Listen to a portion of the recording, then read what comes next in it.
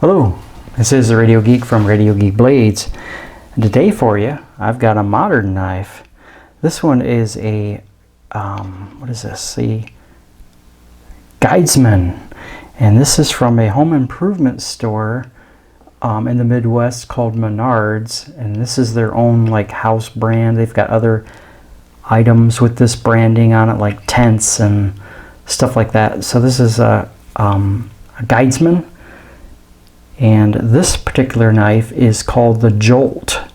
And I saw it over there and I thought I'd check it out. The thing I was most interested about was that it was assisted. It's assisted, and it really looks a lot like or similar to the Kershaw Leek. And it's just got this little plastic slider here is the lock, so you can't flip it if the slider is this way, and you can slide it or flip it open if the slider is in the back position. So kind of primitive. It's got a pretty decent pocket clip, fairly deep carry there. And let's just see what this guy is here. We're going to disable the lock there. All right, there we go. Look at that. Got a blade on that. It says Guidesman there on the blade there, if you can read that. Nice and pointy. It does resemble the Leek quite a bit.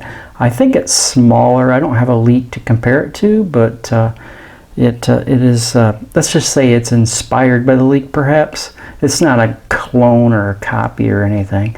It's just a liner lock here. And yeah, it's the spring is you can feel it, but it's not really super stiff. I think the Leek, I've handled a Leek before, and it seems like the spring was a bit stronger than this one here. I'll give it another flip here. There you go. Yeah, so it's pretty cool. Let's see. I get my ruler here, and let's see what we got here.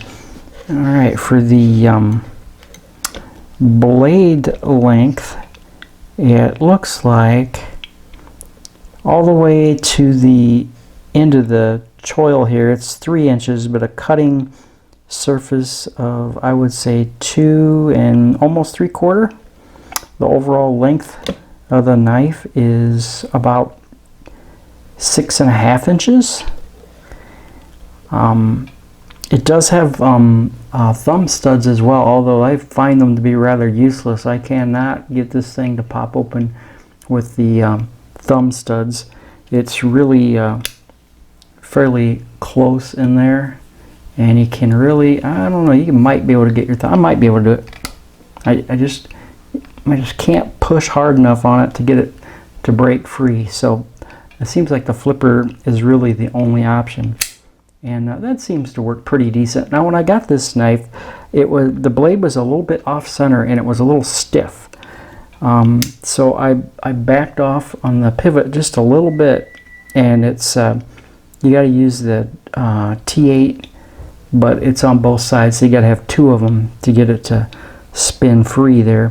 And I just cracked it open just a little bit, and then that really helped with the blade centering. That's pretty decent. It was a little off before, and it freed it up enough that it was a lot easier for it to glide free.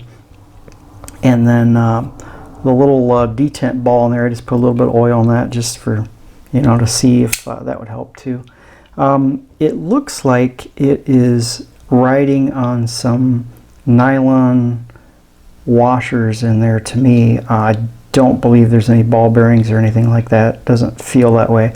This looks like white nylon there, so I'm pretty sure that's what that is. I haven't taken it apart or anything.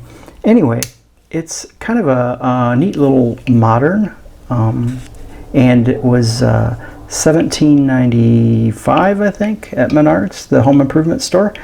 So if you want to check out a Leek-inspired knife, kind of like Taco Bell is Mexican-inspired food, right? Anyway, I just thought I'd show it to you guys, and you guys could check it out. The Guidesman Jolt from Menardes. There you go. Until next time, this is the Radio Geek from Radio Geek Blades.